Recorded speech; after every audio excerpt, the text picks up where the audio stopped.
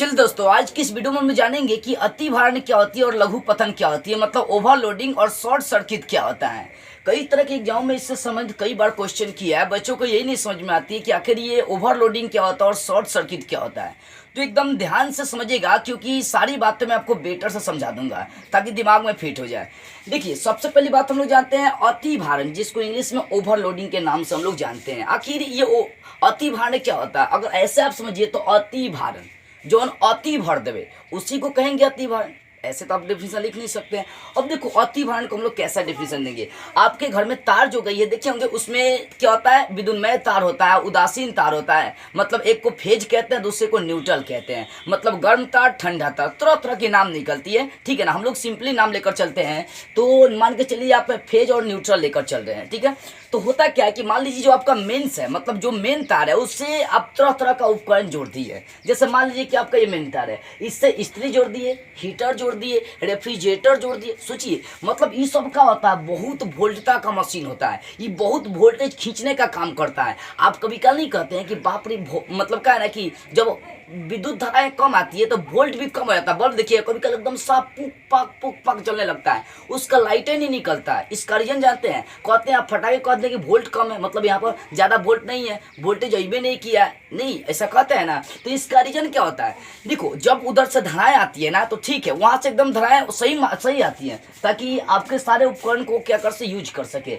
लेकिन होता क्या है कि आप अपने घर में तरह तरह के सामान यूज करते हैं, इस्त्री यूज करते हैं, रेफ्रिजरेटर यूज करते हैं, हीटर यूज करते हैं, तरह तरह का बल्ब यूज करते हैं, पंखा यूज करते हैं, टीवी यूज करते हैं ना। तो जब सोचिए, एक साथ ही सारे उपकरण को चालू कर दिया जाए, एक साथ ही आप इस्त्री भी चला दिए, रेफ्रिजरेटर भी चला दीजिए, हीटर भी चला दीजिए, मतलब जितना घर में सामान है ना, जितना लाइन से जुड़ा हुआ उपकरण है, मशीन है, उन सभी को चला दीजिए। और देखिए होता क्या है, जब सभी को चला देंगे ना, तो ये सब क्या करेगा? धारा को खींच लेगा।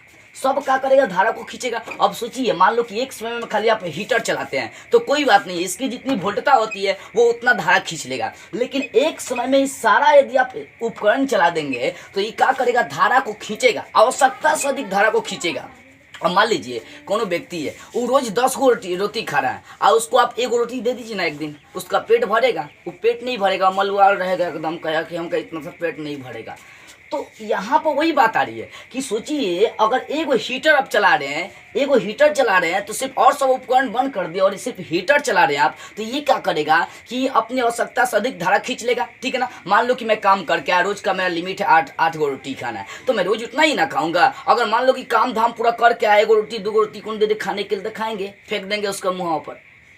तो वो यहाँ पर क्या हो रही है? वही बात है, अगर एक समय में एक उपकरण चलाएंगे तो इसको आवश्यकता से अधिक मात्रा मिल जाएगा, एकदम क्लियर है। लेकिन एक बार में सारा उपकरण आप चलाना दीजिए, एक बार में सारा चलाइए, हीटर चलाइए, इस्त्री चलाइए, रेफ्रिजरेटर चलाइए, पंखा चलाइए, टीवी चलाइए, घर में जितना भी मशीन है, जितना भी उपकरण लगा हुआ है, उस सबको चला दीजिए। देखिए ससुरा का होगा, यहाँ पर क्या है कि जब इस सबको चलाएंगे तो सब आवश्यकता से अधिक करंट खींचेगा, धारा खींचेगा। अब सोचो, 1 अंगुली है, इससे मारेंगे तो दीवार नहीं टूटेगा, सब मिला के मारेंगे तो मुट्ठी बनेगा, दीवार को तोड़ देगा। नहीं तो आपके कपार पर मारेंगे तो लीलार फोड़ देगा, एकदम बड़का मुंह बना देगा। यहाँ पर उस वही होता है, यहाँ पर भी सब खींचेगा आवश्यकता से अधिक धारा। अब सोचो, सब ये आवश्यकता से अधिक धारा खींचेगा, तो धारा खींचने का मतलब क्या होगा कि लाइट का जो वोल्टेज एकदम कम हो जाएगा। और इसी घटना को हम लोग क्या कहते हैं? ओवरलोडिंग कहते हैं। अति कर देना, सारा चला देना, एक बार अति ना कर रहे हैं, तो ये क्या होता है? ओवरलोडिंग होता है। जितना है उससे ज़्यादा लेना। सारा मशीन क्या करेगा? मान लो कि धाराएं कम आ गई है, मतलब वोल्टेज बहुत कम है बिजली का, और जब वोल्टेज कम है उस समय भी आप इस सबको चला देते हैं। तो याद रखिएगा, जब वोल्टेज कम हो ना, तो जो अधिक वोल्टता का उपकरण है उसको नहीं चलानी चाहिए। इसका रीजन जानते हैं क्या? इसका रीजन यही कि मान लीजिए वोल्टेज कम है, आप इस्त्री को, हीटर को, रेफ्रिजरेटर को, पंखा, ये सब चला दिए, तो होगा क्या भाई? इसका लिमिट मान लो कि 500 वोल्टेज का है, आज 10 से 20 वोल्ट मिल रहा है, तो ये खराब भी हो सकता है, क्योंकि 500 का लिमिट है। आज 10 से 20 को देंगे तो क्या होगा? रोज खाने वाला 10 गो रोटी व्यक्ति एक टाइम में 10 गो खाता है, और उसको एक टाइम में 1 रोटी दे दीजिए, उसका हालत क्या होगा? है कि नहीं? बात वही पा रही है कि अगर जिसकी वोल्टता मान लीजिए 50 की है, 100 की है, और मान लो कि हीटर की 100 की वोल्टता है, और उसको 1 वोल्टा का करंट दी जाए, तो क्या वो मतलब खराब नहीं होगा? हो जाएगा, क्योंकि उसको लिमिट 100 की, आप 1 दे रहे हैं, तो वो तो बेचारा बीमार पड़ ही जाएगा, एकदम रखा लेगी फिक्स है कि बीमार पड़ जाएगा। तो यही बात होता है ओवरलोडिंग में। किसे कहेंगे? अति भारण। मतलब अति भारण जौन ओवरलोडिंग कहने का मतलब है घर में जितनी सारी उपकरण है सबको एक साथ चला दी जाए तो होता क्या है कि जौन उपकरण होता है वो आवश्यकता से अधिक धारा खींचने लगता है। इसी घटना को हम लोग ओवरलोडिंग कहते हैं, मतलब अति भारण कहते हैं। समझ गए? एक बार समझिए, घर में जितनी सारी उपकरण होती है, वो रेफ्रिजरेटर हो, स्त्री हो, पंखा हो, टीवी हो, बल्ब हो, सब चला दीजिए। सब चला देंगे तो ये सब क्या करता है ससुरा? ये करेगा कि सारा करंट को खींच लेगा। सारा जब करंट की खींच लेगा ना तो होगा क्या? इस सारा करंट को आवश्यकता से खींचना स्टार्ट कर देता है। तो ये घटनाओं को हम लोग क्या कहते हैं? अति भारण, ओवरलोडिंग कहते हैं। समझ गए होंगे? जितना भी आपके घर में उपकरण है सबको एक बार चला दीजिए, एक साथ चला दीजिए। आज सबको एक साथ चलाएंगे तो जितना भी उपकरण होता है वो आवश्यकता से अधिक करंट खींचेगा। इसी घटना को हम लोग ओवरलोडिंग कहते हैं। मतलब ओवर कर दिए, हद से ज्यादा कर दिए। तो होता ना, मान लो कि अगर आपको कहा जाए कुछ आप करेंगे, कुछ तो क्या करें? अति कर रहे। अब आपको पापा बोले कि बुआ ये काम करो और आप करेंगे ऊ, कहेंगे हरे, करेंगे बहेर, आप तो का अति ना कर रहे हैं। तो वही होता है, जितना इसका वोल्टता हो तो उससे भी ज्यादा ही वोल्ट खींचने लगता है जब एक साथ चालू करेंगे। तो जब एक साथ सारे मशीन को, उपकरण को चालू करेंगे तो ये अपनी लिमिट से ज्यादा धाराएं खींचने लगती है। इसी घटना को हम लोग ओवरलोडिंग कहते हैं। और दूसरी बात कहते हैं शॉर्ट सर्किट। इससे आप समझ गए होंगे, सर्किट में शॉर्ट करना ही क्या कहलाती है? लघु पतन कहलाती है। देखो, जब भी हमारे घर में जो बिजलियां जाती है ना, लाइन जाती है ना, उसमें दो तार होता है, एक को फेज, दूसरे को न्यूट्रल कहते हैं, ठीक है ना? या एक को विद्युन्मय तार और दूसरे को हम लोग उदासीन तार कहते हैं। एक को गर्म तार तो दूसरे को हम लोग क्या कहते हैं? ठंडा तार कहते हैं। एक को हम लोग लाल तार कहेंगे तो दूसरे को काला तार कहते हैं, ठीक है ना? देखो, नाम करने पर डिपेंड, तरह तरह के इसका नाम होता है।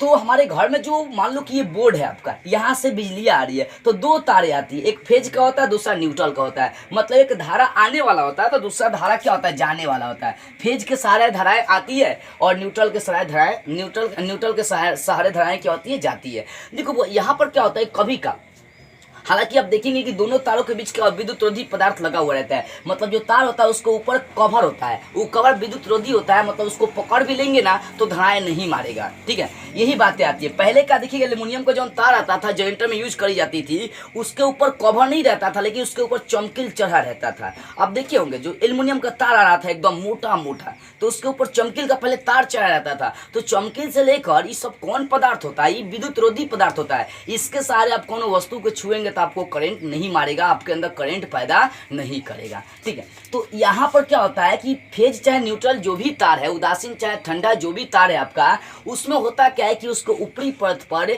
विद्युत रोधी पदार्थ होता है। विद्युत रोधी पदार्थ का मतलब समझ है ना, जिसमें करंट पैदा नहीं हो सके। अब मान लो आप तार देखेंगे, ठीक है ना? जो तारें होती है, मान लो कि यही हम लोग का तार है, ठीक है? ये वाला, ये मान लो कि आपका तार है, शायद नहीं दिखाई दे रहा, ये आपका तार है। इसके ऊपर देखते हैं ना कवर लपटा है, तो वो कवरवा क्या होता है? विद्युत रोधी होता है, क्योंकि उसमें धाराएं नहीं बह सकती है। तो दोनों तारों के ऊपर क्या होता है? विद्युत रोधी पदार्थ लपटी रहती है। लेकिन कभी काल क्या होता है कि तारवा शॉर्ट जाता है, मतलब शॉर्ट उठ के रगड़ा उड़ा के, ये रगड़ा उड़ा जाएगा, इसका जो पदार्थ विद्युत रोधी होता है ये खत्म हो जाता है और ये दोनों तारवा सट जाएगा। अभी जैसे ही तारवा सटेगा ना, यहाँ प्रतिरोधकता कम हो जाएगा, क्योंकि उसके ऊपर कवर था तो इसकी प्रतिरोधकता बहुत ज्यादा थी।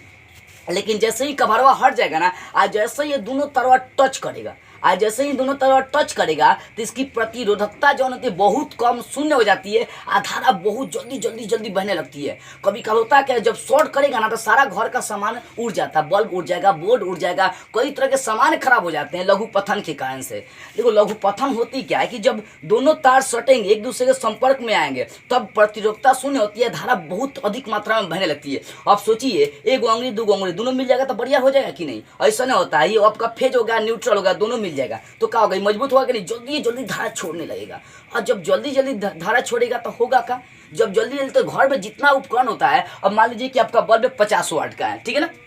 50 वाट का आपका एगो बल्ब है और उस बल्ब में धाराएं चली जाए, मान लो कि 400-500 वोल्टेज का चल जाए तो बल्ब बचेगा? वो तो एकदम ब्लास्ट कर देगा। लिमिट है, एक दिन एक टाइम में 2 रोटी खाने का 10 को खा लीजिएगा तो पेटवा नहीं फटेगा। और उसमें घटनाएं होती है, उसकी लिमिट है, मान लीजिए 5 एम्पियर की धारा उसमें जानी चाहिए, 15 एम्पियर का आप धारा दे रहे हैं, गलत बात है। हम लोग के घर में जोन होता है ना, वो एक बात देखिएगा, दो तरह की धाराएं जाती है, एक होता है 5 एम्पियर का, दूसरा होता है 15 एम्पियर का। 5 एम्पियर में बल्ब पंखा उंखा आता है, लेकिन 15 एम्पियर में जो होता है ना रेफ्रिजरेटर स्त्री ये सब यूज करने के लिए करी जाती है। तो दो तरह का परिपथ हम लोग का घर में बनता है, एक छोटे छोटे उपकरणों के लिए और दूसरा भारी भारी उपकरणों के लिए। मतलब एक 5 एम्पियर का ले सकता है, दूसरा कितना, तो 15 एम्पियर का सर्किट बनता है। ठीक है, तो ये सारी बातें क्या ना कि आपको जानना बहुत जरूरी होता है। एक बात देखिएगा, एक बात मैं आपको बता दे रहा हूँ, देखो दिमाग में थोड़ा सा फिट कर लीजिएगा।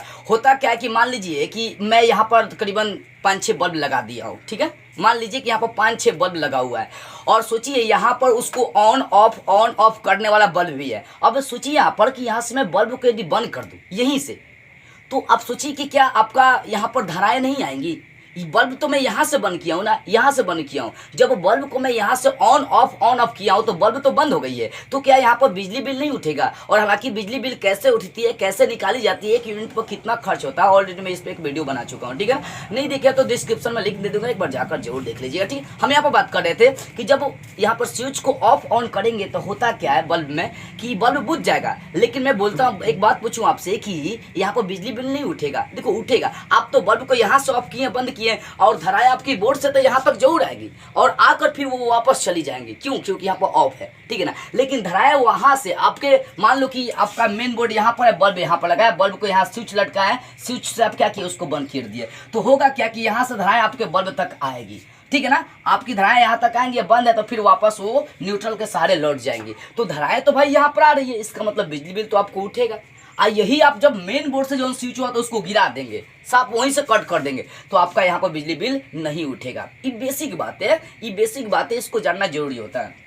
समझ में आ रही है बुआ? तो देखो जब भी आपको बल्ब ये सब बुताना हो ना, तो जहाँ बल्ब ये सब उपकरण लगा वहां से मत बुताइए, मेन बोर्ड से ही काट दीजिए। एंड तो यहाँ से बुताएंगे तो बंद करना चाहे न बंद करना दोनों बराबर हो जाएगा, बिजली बिल तबहू उठेगा। ऐसा मतलब लोग कहता है बल्ब बुता दीजिए, अरे बुताना है तो मेन बोर्ड से बुताइए ना, उससे बुताने से आपको लाभ है कि धाराएं एकदम वही जाएगा, वही जा रह जाएगा। लेकिन जहाँ बल्ब जल रही है, जहाँ उपकरण लगा हुआ, मशीन लगा हुआ है, रेफ्रिजरेटर, स्त्री और ये आपका हीटर लगा हुआ, वहां से आप बंद करेंगे ना, तो भाई आपके बोर्ड से आपके उपकरण तक धाराएं आ रही है, और जब वहां से धाराएं आएंगी तो भाई आपका तो बिजली बिल उठेगा ना। करेक्ट है ना, वहां से बिजली बिल उठेगा ही। इसलिए जब भी बोर्ड को बंद करो ना, कहाँ से, एकदम मेन से बंद कर दो, वहां से बंद कर देंगे सही भी नहीं करेगा। तो ये ससुरा सबके दिमाग में बातों नहीं ना घुसता है, सबके दिमाग में नहीं घुसता है, तो थोड़ा सा आप भी सतर्क हो जाएंगे। बिजली बिल ज्यादा आने का ये नहीं होता है। अब एक बात यहाँ से फोकस करते हैं, हम लोग मेन पॉइंट पाते हैं, शॉर्ट सर्किट जान रहे थे ना। शॉर्ट सर्किट होती क्या है, देखो वो जब सर्किट का मतलब परिपथ, मतलब जिस मार्ग से धाराएं होकर जाती है उसी को तो हम लोग परिपथ कहते हैं, सर्किट कहते हैं। और उसी में दो तरह का तार जाता है, एक फेज जाता है, दूसरा न्यूट्रल जाता है। कभी कल क्या होता है, ये दोनों तरवा सट जाता है, ये दोनों तरवा क्या करेगा, सट जाएगा। और जब सट जाएगा तो इसका क्या होता है कि प्रतिरोधकता कम हो जाती है और धाराएं उस परिपथ से बहुत ज्यादा होकर जाने लगती है। जब धाराएं बहुत ज्यादा होकर जाने लगती है तो होता क्या है कि हम लोग का जो घर में उपकरण लगा हुआ रहता है वो सब क्या होता है, उड़ने लगता है, बोर्ड उड़ जाएगा, चार्जर उड़ जाएगा, तरह तरह की जो कम वोल्टेज का सामान होता है वो जल्दी उड़ने लगता है। इसके लिए क्या कर जाता है, फ्यूज लगाई जाती है। अगले वीडियो में फ्यूज के बारे में बताऊंगा कि आखिर फ्यूज क्या होती है और वो कैसे सुरक्षा देने का काम करता है। तो फ्यूज के बारे में भी हम लोग बेसिक से जानने की कोशिश करेंगे। तो इस सबसे बचने के लिए फ्यूज लगाई जाती है ताकि फ्यूज उड़ जाएगा। क्यों? क्योंकि उसका गलनांक क्या होता है, बहुत कम होता है। फ्यूज मतलब गलनांक क्या होता है, फ्यूज का बहुत ज्यादा बहुत कम होता है फ्यूज का गलनांक, ठीक है ना, बहुत कम मात्रा में गलने का काम करता है। ठीक है, तो अब हम लोग मेन टॉपिक लघु पतन होती क्या, वीडियो लंबा होते जा रहा है लेकिन कुछ बातें बेसिक के जानना बहुत जरूरी था।